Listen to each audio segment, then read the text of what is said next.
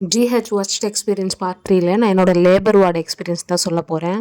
Tube விழுந்ததுக்கப்புறம் gel வச்சு இன்னுமே pain increase பண்ணாங்க. பெயின் இன்க்ரீஸ் பண்ணி 1 ஹவருக்கு லெஃப்ட் சைடாகவே படுத்துட்ருக்கணும். ஏஞ்சிக்கூடாது, ரெஸ்ட் ரூம்லாம் யூஸ் பண்ணக்கூடாது, எதுவும் சாப்பிடக்கூடாதுன்னு சொல்லிட்டாங்க.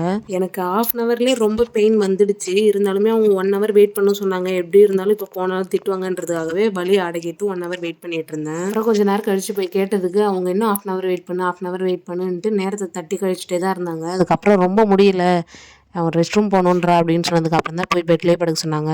இதில் என்ன நமக்கு ஒரு மிகப்பெரிய பெனிஃபிட்னா, நம்ம கூட ரிலேட்டிவ்ஸ் கூப்பிட்டு போகிறோம் இல்லையா, லேடிஸ், அதில் ஒருத்தவங்கள நம்ம கூட அலோவ் பண்ணுவாங்க. இது இருக்கிறதுலே ரொம்ப பெரிய ஒரு பெனிஃபிட் நமக்கு. லேபர் வார்டில் போய் படுத்தாச்சு, குழந்தை தலையுமே தெரியுது. இருந்தாலுமே இன்னும் தெரியணும்னு சொல்லிட்டு நேரத்தை தட்டி கழிச்சுட்டு தான் இருந்தாங்களே தவிர வந்து பார்க்கவே இல்லை. அப்புறம் எனக்கு ரொம்ப மயக்கமும் வர ஆரம்பிச்சிடுச்சு. அதுக்கப்புறமா டாக்டர் வந்து அதுக்கப்புறமா குழந்தைய வெளியே எடுத்தாங்க. வெளியே எடுத்ததுக்கப்புறமா ஸ்டிச்சஸ் போகிறதுக்கு கட் பண்ணாங்க. இந்த ஸ்டிச்சஸை பற்றி நான் இன்னொரு வீடியோவில் உங்களுக்கு சொல்கிறேன். தேங்க்யூ.